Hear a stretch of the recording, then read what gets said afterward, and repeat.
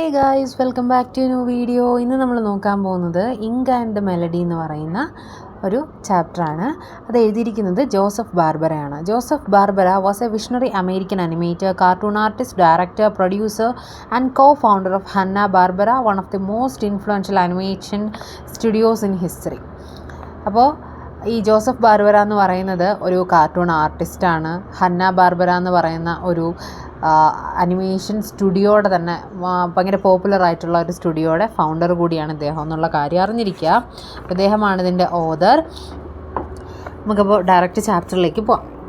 Toys to ടീൻസിൽ നമ്മൾ പഠിച്ചത് മീഡിയാസിൻ്റെ ആ ഒരു നെഗറ്റീവ് ഇൻഫ്ലുവൻസിനെ പറ്റിയിട്ടാണ് പഠിച്ചത്, അഡ്വർടൈസ്മെൻറ്റിൻ്റെ അല്ലേ. ഈ ഒരു ചാപ്റ്ററിൽ ദ ഇങ്ക് ആൻഡ് ദ മെലഡിയുടെ അകത്ത് നമ്മൾ പഠിക്കുന്നത് positive aspects of popular medias ആണ്. അത്ര കാര്യങ്ങൾ അറിഞ്ഞിരിക്കുക. The ink and the melody. This is a story of the meeting of two legends, the king of pop, Michael Jackson, and Joseph Barbera, one of the creators of popular cartoon characters like Tom and Jerry. ഈ ഒരു പഠിക്കാൻ പോകുന്ന story എന്ന് പറയുന്നത് രണ്ട് വ്യക്തികൾ തമ്മിലുള്ളൊരു മീറ്റിങ്ങിനെ പറ്റിയിട്ടാണ്. ആരൊക്കെയാണ്? ദ കിങ് ഓഫ് പോപ്പ്, അതായത് പോപ്പ് മ്യൂസിക്കിൻ്റെ രാജാവ് എന്നറിയപ്പെടുന്ന മൈക്കിൾ ജാക്സൻ്റെയും അതുപോലെ തന്നെ കാർട്ടൂൺ ക്യാരക്ടേഴ്സിൻ്റെ ക്രിയേറ്റർ എന്നറിയപ്പെടുന്ന ജോസഫ് ബാർബറ. ഈ ജോസഫ് ബാർബറയാണ് നമ്മുടെ ടോം ആൻഡ് ജെറി ക്യാരക്ടേഴ്സിനെയൊക്കെ കൊണ്ടുവന്നത്. അപ്പോൾ അവർ രണ്ടുപേരും തമ്മിലുള്ളൊരു മീറ്റിംഗ് ആണ് നമുക്കിതിനകത്ത് പഠിക്കാനായിട്ടുള്ളത്. The meeting reveals a remarkable ability of art to uplift, inspire and provide solace, offering a beacon of comfort and consolation to weary minds. അപ്പോൾ ഈ ഒരു മീറ്റിങ്ങിലൂടെ നമുക്ക് കാണാൻ സാധിക്കുന്നത് എങ്ങനെയാണ് ആർട്ട്, അതായത് ഓരോ ആർട്ടും എങ്ങനെയാണ് ആൾക്കാരിലൊരു ആശ്വാസം കൊടുക്കുന്നത്, അതുപോലെ തന്നെ ആൾക്കാരൊരു സാന്ത്വനം കൊടുക്കുന്നത്, തളർന്ന മനസ്സുകളെയൊക്കെ എങ്ങനെയാണ് അത് അഫക്റ്റ് ചെയ്യുന്നത് എന്നൊക്കെ ഉള്ളതാണ് ഈ ഒരു ചാപ്റ്ററിനകത്ത് നമുക്ക് എന്ത് ചെയ്യാൻ പറ്റുന്നത്, അവരുടെ മീറ്റിങ്ങിലൂടെ നമുക്ക് മനസ്സിലാക്കാനായിട്ട് സാധിക്കുന്നത്. I choose to be called creative consultant, though I might well have been designated as producer, co-producer, executive producer or dishwasher. എൻ്റെ ആഗ്രഹം എന്ന് പറയുന്നത് ആൾക്കാരെല്ലാവരും എന്നെ ക്രിയേറ്റീവ് കൺസൾട്ടൻ്റ് എന്ന് വിളിക്കണമെന്നാണ്. ക്രിയേറ്റീവ് കൺസൾട്ടൻ്റ് എന്ന് പറയുമ്പോൾ ഫിലിം, ടെലിവിഷൻ ഷോയിലൊക്കെ ഇൻവോൾവ്ഡ് ആയിട്ട് നിൽക്കുന്ന ആൾക്കാരെയാണ് ക്രിയേറ്റീവ് കൺസൾട്ടൻ്റ് എന്ന് പറയുന്നത്. അങ്ങനെ ആൾക്കാരനെ വിളിക്കണമെന്നാണ് എൻ്റെ ആഗ്രഹം. എന്നാലും പല രീതിയിലുള്ള പേരിലാണ് ഞാൻ അറിയപ്പെടുന്നത്. പ്രൊഡ്യൂസറെന്നും, കോ പ്രൊഡ്യൂസറെന്നും, എക്സിക്യൂട്ടീവ് പ്രൊഡ്യൂസറെന്നും, ഈവൻ ഡിഷ് വാഷർ, പാത്രം കഴുകുന്ന ആളൊക്കെ ആയിട്ടാണ് എന്നെ എന്ത് ചെയ്യുന്നത്, പല ആൾക്കാർ പലതാണ് എന്ത് ചെയ്യുന്നതിനെ പറ്റി പറയുന്നത്. I had one of the best times in my life working in the capacity with Phil and his people on the Tom and Jerry movie. അപ്പോൾ എൻ്റെ ജീവിതത്തിലെ തന്നെ ഏറ്റവും മറക്കാൻ കഴിയാത്ത നല്ല കുറച്ച് ദിവസങ്ങളെന്ന് പറയുന്നത് ഞാൻ ഫില്ലെന്ന് പറയുന്ന ഒരു വ്യക്തിയുമായിട്ട് വർക്ക് ചെയ്തപ്പോഴായിരുന്നു. ഫില്ലെന്ന് പറയുന്നത് ആരാണ്? ഈ ടോം ആൻഡ് ജെറിയിലെ ക്യാരക്ടേഴ്സിനൊക്കെ വോയിസ് കൊടുത്തിട്ടുള്ള ഫിൽ ലാമാർ എന്ന് പറയുന്ന ക്യാരക്ടറാണ്. ഓക്കെ, അയാളുമായിട്ടുള്ള ഒരു സമയമാണ് എൻ്റെ ജീവിതത്തിൽ തന്നെ ബെസ്റ്റ് ആയിട്ടുള്ള ടൈം എന്നാണ് ഇതിനകത്ത് പറയുന്നത്.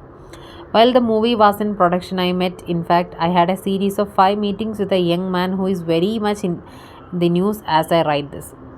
അപ്പോൾ ഈ ഒരു മൂവിയുടെ പ്രൊഡക്ഷൻ ടൈമിൽ ഞാനൊരു വളരെ യങ് ആയിട്ടുള്ള ഒരു മനുഷ്യനെ ഞാനൊരു 5 തവണയോളം എന്ത് ചെയ്തിട്ടുണ്ടായിരിക്കാം, meeting നടന്നിട്ടുണ്ടായിരിക്കാം. Sometime in 1992, Michael Jackson and an avid cartoon buff contacted me to discuss the possibility of working on some project together. അപ്പോൾ 1992 തോന്നുന്നു. മൈക്കിൾ ജാക്സൺ നമുക്കറിയാലോ, കാർട്ടൂൺ ആവിഡ് കാർട്ടൂൺ ബഫ് എന്ന് വെച്ചാൽ, ആവിഡ് എന്ന് വെച്ചാൽ ഉത്സാഹമുള്ള, ബഫ് മീൻസ് കാർട്ടൂൺസിലൊക്കെ വളരെ ഇൻട്രസ്റ്റഡ് ആയിട്ട് നിൽക്കുന്ന ഒരു വ്യക്തിയാണ് നമ്മൾ ബഫ് എന്ന് പറയുന്നത്. അപ്പോൾ മൈക്കിൾ ജാക്സൺ എന്ത് ചെയ്തു, എൻ്റെ അടുത്തേക്ക് വന്നു. എന്തിനു വേണ്ടിയിട്ടാണ്? ഒരു പ്രോജക്റ്റ് ഡിസ്കസ് ചെയ്യാൻ വേണ്ടിയിട്ട് എൻ്റെ അടുത്തേക്ക് വന്നു. Who could say no? ആരാ അത് വേണ്ടെന്ന് പറയുന്നത്? My first thought was to make a deal for him to sing a song in the Tom and Jerry feature. അപ്പോൾ ജോസഫ് ബാർബറയുടെ ആദ്യത്തെ ചിന്ത എന്ന് പറയുന്നത് എന്തായിരുന്നു? ഈ മൈക്കിൾ ജാക്സനെ കൊണ്ട് ടോം ആൻഡ് ജെറി ഫീച്ചറിലൊരു പാട്ട് പാടിക്കാം എന്നൊക്കെയാണ് ഈ ജോസഫ് ബാർബറയുടെ ഉള്ളിലുണ്ടായിരുന്ന ചിന്ത. During our first meeting in his apartment on Wilshire Boulevard, he asked me if I had really written all those Tom and Jerry series. Michael ജാക്സൻ്റെ വിൽഷെയർ ബോൾവേഡ് എന്ന് പറയുന്ന അപ്പാർട്ട്മെൻറ്റിലായിരുന്നു അവരുടെ ആദ്യത്തെ meeting എന്ന് പറയുന്നത്. അങ്ങനെ കണ്ടപ്പോൾ തന്നെ മൈക്കിൾ ജാക്സൺ ബാർബറയോട് ചോദിച്ചത് എന്താണ്? നിങ്ങളാണോ ഈ ടോം ആൻഡ് ജെറി സീരീസൊക്കെ എഴുതിയിട്ടുള്ളതെന്ന് ചോദിക്കുന്നു. നോ ഐ സെഡ്, അല്ല എന്നാണ് ഞാൻ പറഞ്ഞത്. ഐ ഡ്രൂ ദം, ഞാൻ എന്താണ് ചെയ്യുന്നത്, ടോമിനെയും ജെറിയൊക്കെ വരയ്ക്കുകയാണ് ചെയ്യുന്നതെന്ന് ജോസഫ് ബാർബറ ഉത്തരം കൊടുത്തു. Do you want to see I ask. എൻ്റെ ജോസഫ് ബാർബറ മൈക്കിൾ ജാക്സനോട് ചോദിക്കുകയാണ്, നിങ്ങൾക്കത് കാണണോ ഞാൻ ഈ പടം വരയ്ക്കുന്നത്? He nodded, sprang out of the room and returned with a pad and some markers. അപ്പോൾ അദ്ദേഹം പെറുപിറുത്തുകൊണ്ട് അദ്ദേഹം എന്ത് ചെയ്യാണ്, പുറത്തേക്ക് പോകുന്നു. എന്നിട്ട് കുറേ ക്യാൻവാസും അതുപോലെ തന്നെ മാർക്കേഴ്സും ഒക്കെ ആയിട്ട് തിരിച്ചു വരുന്നു. I took them and started making sketches of A cartoon, one of my favourite called bowling Ali cat, depicting the action of the atmosphere. ഉടനെ തന്നെ ജോസഫ് ബാർബർ എന്ത് ചെയ്യാണ്, അതിൽ നിന്ന് കുറച്ച് സ്കെച്ചസ് ഒക്കെ എടുക്കുന്നു. എന്നിട്ട് എന്ത് ചെയ്യാണ്, ഒരു പടം വരയ്ക്കാനായിട്ട് തുടങ്ങുന്നു. ആ പടം എന്ന് പറയുന്നത് അദ്ദേഹത്തിൻ്റെ തന്നെ ഫേവറേറ്റ് ആയിട്ടുള്ളൊരു പടമാണ്. ബൗളിംഗ് അല്ലെങ്കിൽ ക്യാറ്റിനെയാണ് അദ്ദേഹം അതിനകത്ത് വരയ്ക്കുന്നത്. അത് ഈ ടോം ആൻഡ് ജെറിക്കകത്ത് വരുന്ന ഒരു 5th എഡിഷനാണ് ഈ ബൗളിംഗ് അല്ലെങ്കിൽ ക്യാറ്റ് എന്ന് പറയുന്നത്. Michael looked over my shoulder whispering in that high thin breathy voice of his wow and wow. അപ്പം മൈക്കിൾ ജാക്സൺ എന്ത് ചെയ്തുകൊണ്ടിരിക്കുകയാണ്, ഞാൻ ഈ ബാർബറ വരച്ചുകൊണ്ടിരിക്കുന്ന പിക്ചറിങ്ങനെ നോക്കിയിട്ട് വാവ്, അടിപൊളി, സൂപ്പറാണെന്നൊക്കെ ഇങ്ങനെ ഉത്തരങ്ങൾ പറഞ്ഞുകൊണ്ടിരിക്കുകയാണ്. I stopped at the 5th sketch. Would you like me to autograph them? എന്നിട്ട് ഞാൻ എന്താണ് 5ാമത്തെ സ്കെച്ചിൽ ഞാൻ എന്ത് ചെയ്തു, ഞാൻ എൻ്റെ വരച്ച് ഞാൻ കഴിഞ്ഞു. എന്നിട്ട് അദ്ദേഹം ചോദിക്കുകയാണ്, ഞാൻ നിങ്ങൾക്ക് ഓട്ടോഗ്രാഫ് തരണോ എന്ന് ജോസഫ് ബാർബർ ആരോട് ചോദിക്കുന്നു, മൈക്കിൾ ജാക്സനോട് ചോദിക്കുന്നു. Oh yes, he whispered. അപ്പോൾ മൈക്കിൾ ജാക്സൺ പറയാണ്, പിന്നെ അല്ലാണ്ട് എനിക്ക് ഓട്ടോഗ്രാഫ് വേണമെന്ന് പറയുന്നു. Now how about me getting an autograph? അപ്പോൾ ജോസഫ് ബാർബർ ചോദിക്കുകയാണ്, താങ്കളിൽ നിന്ന് ഒരു ഓട്ടോഗ്രാഫ് എനിക്ക് എപ്പോഴാണ് കിട്ടാൻ പോകുന്നത്? I asked. I pointed to a poster he had showing himself and a little girl. It was he said his niece Nicole. അപ്പം ഇദ്ദേഹം ബാർബറ എന്താണ് ചെയ്യുന്നത്, അവിടെ ഉണ്ടായിരുന്നൊരു പോസ്റ്ററിലേക്ക് ഇങ്ങനെ ചൂണ്ടിക്കാണിക്കുന്നു. ആ പോസ്റ്റർ എന്ന് പറയുന്നത് ആരൊക്കെയായിരുന്നു? Showing himself and a little girl. അതെന്ന് പറയുന്നത് മൈക്കിൾ ജാക്സനും ഒരു ലിറ്റിൽ ഗേളും കൂടെ നിൽക്കുന്ന ഒരു പോസ്റ്ററായിരുന്നു. It was he said his niece Nicole. അപ്പോൾ മൈക്കിൾ ജാക്സൺ പറയുന്നു, അതെൻ്റെ നമ്മൾ പറയില്ലേ മരുമകൾ ആണ്, അല്ലെങ്കിൽ എന്താണ് സഹോദരി പുത്രിയാണ് ആ ഫോട്ടോയിൽ നിൽക്കുന്നത് എന്ന് മൈക്കിൾ ജാക്സൺ ഉത്തരം കൊടുക്കുന്നു. അവളുടെ പേര് നിക്കോൾ എന്നാണ്. Could you autograph the poster? അപ്പോൾ ബാർബറ ചോദിക്കുകയാണ്, ഈ ഒരു പോസ്റ്ററിൻ്റെ താഴെയായിട്ട് നിങ്ങളൊരു ഓട്ടോഗ്രാഫ് എഴുതി എനിക്ക് തരുമോ? Oh yes, he whispered and he began to write. അപ്പോൾ എന്താണ്, തീർച്ചയായിട്ടും ഞാൻ എന്ത് ചെയ്യാം, ഞാൻ ഓട്ടോഗ്രാഫ് തരാം. എന്നിട്ട് അദ്ദേഹം എഴുതാനായിട്ട് തുടങ്ങി. And write and he wrote some more. അപ്പോൾ അദ്ദേഹം എഴുതി തുടങ്ങി. വീണ്ടും അദ്ദേഹം എന്ത് എഴുതിക്കൊണ്ടിരിക്കുകയാണ്. What is this? The Gettysburg address? You will see. Please read it aloud. I read.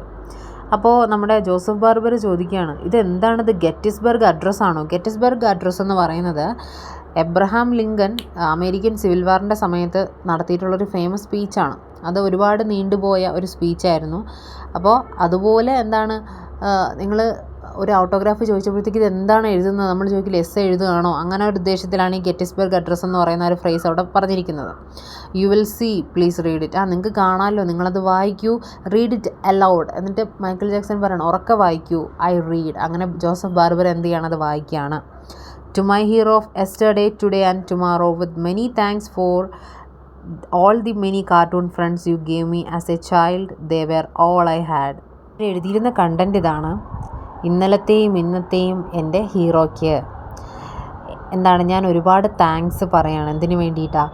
എനിക്ക് നിങ്ങൾ സമ്മാനിച്ച ഒരുപാട് കാർട്ടൂൺ ഫ്രണ്ട്സിന് വേണ്ടിയിട്ട്. കാരണം എൻ്റെ കുട്ടിക്കാലത്ത് ഞാൻ ഒറ്റപ്പെട്ടിരുന്ന സമയത്ത് ഞാൻ കുറച്ചെങ്കിലും ആശ്വാസം കണ്ടെത്തിയിരുന്ന അത്തരം കാർട്ടൂണുകളിൽ നിന്നാണ്. They were all I had. അത് അവർ മാത്രമായിരുന്നു എൻ്റെ ഒപ്പം ഉണ്ടായിരുന്നത്.